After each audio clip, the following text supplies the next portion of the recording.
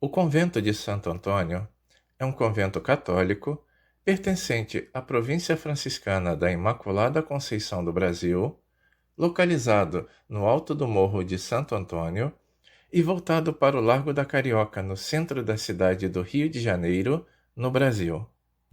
O convento forma, junto com a vizinha Igreja da Ordem Terceira de São Francisco da Penitência, um dos mais antigos e importantes conjuntos coloniais remanescentes da cidade. A história do convento de Santo Antônio começa em 1592, quando chegaram os primeiros frades franciscanos ao Rio de Janeiro, que se instalaram provisoriamente junto à praia de Santa Luzia. Pouco tempo depois, os franciscanos ergueram uma pequena ermida no alto de uma colina localizada em uma área um pouco mais distante do litoral. Em 1607, foi-lhes concedida a posse definitiva da colina, atualmente conhecida como Morro de Santo Antônio, na qual começaram a construir o convento em 4 de junho de 1608.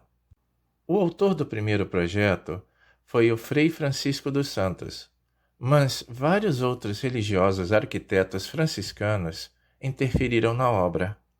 A primeira missa foi rezada em 7 de fevereiro de 1615, com a igreja do convento ainda em obras, e somente em 1620 foi terminado o conjunto. Entre 1748 e 1780, o convento passou por sua primeira ampliação, ganhando um segundo andar, onde se instalariam mais frades da ordem. Ao sopé da colina havia um alagadiço, posteriormente batizado de Lagoa de Santo Antônio, que foi drenada e aterrada a partir de 1679 por iniciativa dos próprios franciscanos, que sofriam com mau cheiro e a proliferação de mosquitos. O caminho da vala aberta para o escoamento das águas acabaria por se tornar a Rua da Vala, atual Rua Uruguaiana. A Lagoa de Santo Antônio ocupava a área do atual Largo da Carioca. Entre 1697 e 1701, a fachada da igreja do convento foi ampliada, contando agora com uma galilé com 3 arcos de entrada. Na segunda metade do século XVIII, os arcos foram substituídos por portais barrocos esculpidos em pedra de Liois. Os portais são encimados por 3 janelas, por sua vez, encimados por um frontão com recortes contracurvados. Esse frontão, de estilo neocolonial, foi introduzido durante uma reforma realizada na década de 1920 e recentemente foi desfeito para a recuperação do frontão triangular original de feição maneirista, como aliás eram os frontões dos templos mais antigos da cidade, como os das igrejas de Santo Inácio, demolida, e do Mosteiro de São Bento. Em 1649, foi concluído o muro que cercava o convento. O interior da igreja é bastante simples e tradicional, de forma retangular e com uma só nave. A capela principal e os altares laterais têm talha dourada do período entre 1716 e 1719, de feição barroca tardia, mais típica do século XVII que do século XVIII. O altar principal, com uma imagem de Santo Antônio, tem as típicas colunas retorcidas salomônicas e arcos concêntricos de carregada decoração. As paredes e o teto da capela são totalmente cobertos de talha e possuem painéis pintados que contam a vida do Santo Antônio, formando um belo conjunto. Do lado direito da igreja está a capela da Ordem Terceira de São Francisco, com talha mais tardia. No subcoro, junto à entrada da igreja, há uma série de curiosos bustos dos 18 mártires do Japão, em memória dos frades franciscanos martirizados no século XVII naquele país. Há também 2 imagens de terracota do século XVII que representam o nascimento e a morte de São Francisco de Assis. O convento foi muito alterado e ampliado ao longo do tempo, sendo essencialmente um edifício da segunda metade do século XVIII, embora a maior parte das modificações tenha sido realizada no século XX. A extensa fachada virada para o Largo da Carioca tem várias janelas de forma quase quadrada, muito espaçadas, que indicam a antiguidade do edifício. Um enorme cunhal de cantaria na esquina do convento é encimado por um grande pináculo. No interior há um claustro de planta quadrada, ainda utilizado pelos frades do convento. Na portaria construída entre 1779 e 1781, há um nicho com uma estátua de Santo Antônio. Sobre a portaria, ao lado da entrada da igreja, há um campanário de cantaria com 3 sinos. O convento não tem nenhuma torre sineira. O mais notável do convento é a sacristia setecentista, construída por volta de 1714 e considerada a mais bela do Rio de Janeiro. Pouco se sabe sobre os autores das obras da sacristia, decorada com armários entalhados, azulejos portugueses, teto com molduras barrocas e pinturas sobre Santo Antônio, piso com mosaico de mármore português e um magnífico arcaz de madeira de jacarandá, entalhado e assinado pelo português Manuel Alves Setúbal em 1745.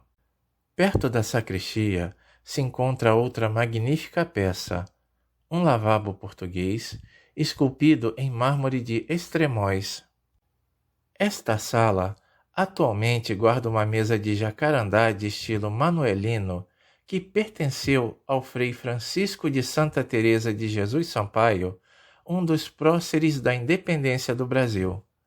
Sobre esta mesa foi redigida a declaração lida pelo príncipe regente Dom Pedro, em que este jurou permanecer no Brasil após ser convocado a retornar a Portugal em 9 de janeiro de 1822.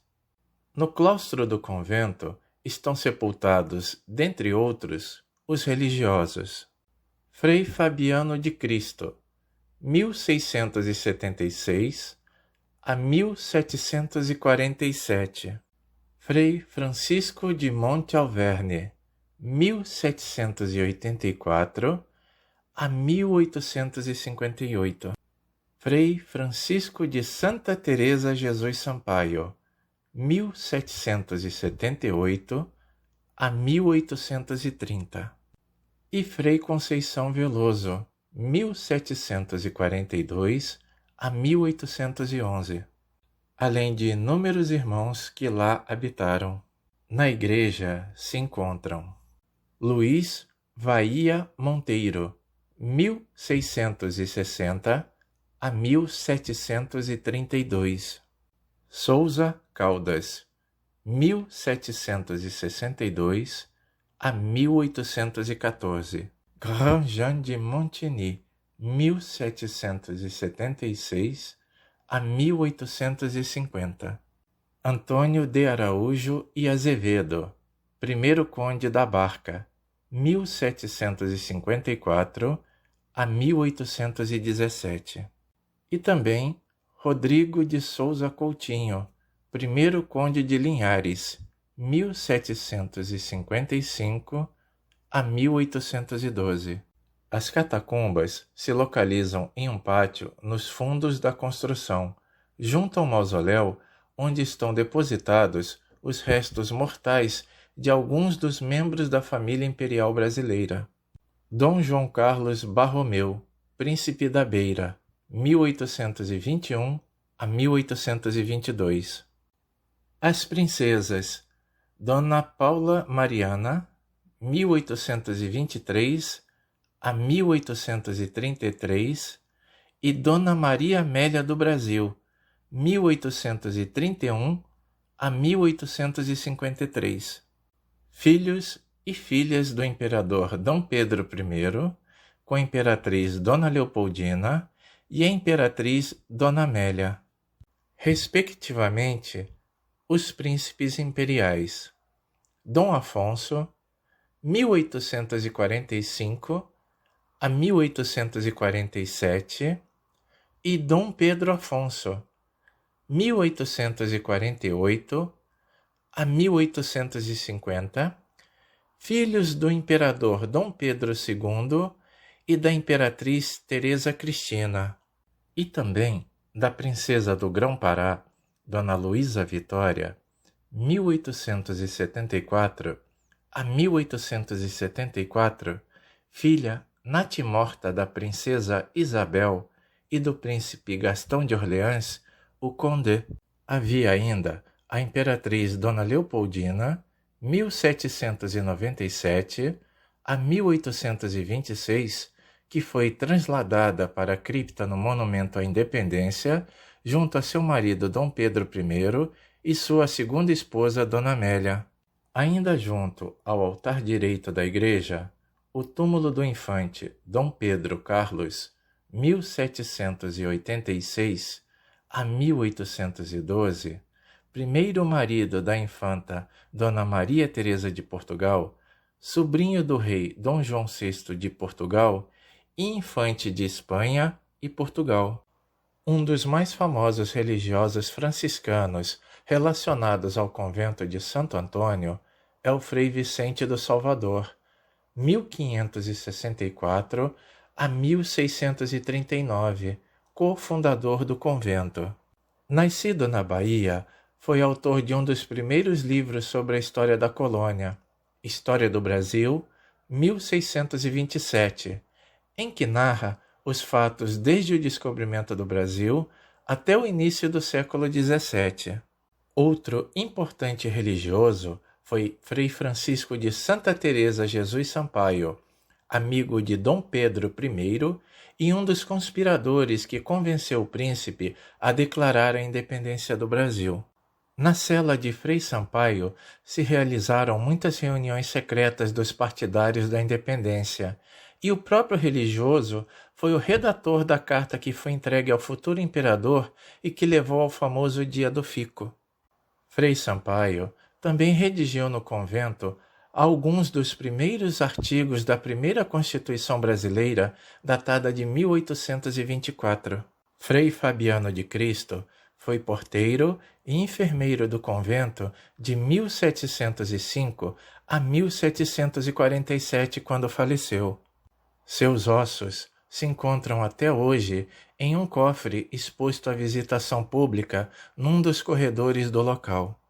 Também encontra-se no convento um mausoléu imperial que data de 1937 e à sua inauguração compareceu em caráter oficial a primeira-dama Darcy Vargas. A primeira imperatriz do Brasil, Dona Leopoldina, falecida em 1826, foi sepultada no convento da Ajuda, na atual Cinelândia. Quando o convento foi demolido em 1911, os restos da imperatriz foram trazidos ao mausoléu. Em 1954, os restos da Dona Leopoldina foram transferidos definitivamente para o Monumento à Independência, próximo ao Museu do Ipiranga, em São Paulo. A imagem de Santo Antônio da portaria do convento, aí colocada em 1781, tem uma história muito atribulada. Em 1710, quando da invasão francesa do Rio de Janeiro por corsários, sob o comando de Jean-François Duclerc, o governador Francisco de Castro Moraes pediu proteção ao santo. Uma vez vencidos os franceses, o governador nomeou a estátua de Santo Antônio como capitão de infantaria, com direito a soldo pago ao convento. A história impressionou o príncipe regente Dom João, que promoveu a imagem do santo a sargento-mor em 1810, e a tenente-coronel em 1813. O soberano também lhe ofereceu um belo bastão de comando, cravejado de pedras preciosas. O soldo do santo só deixou de ser pago ao convento em 1911. Gostaram do vídeo? Então deixem seus comentários. Cliquem no sininho para receber as atualizações e quem ainda não é inscrito, inscreva-se no canal. A participação de vocês é sempre muito importante. Até um próximo vídeo.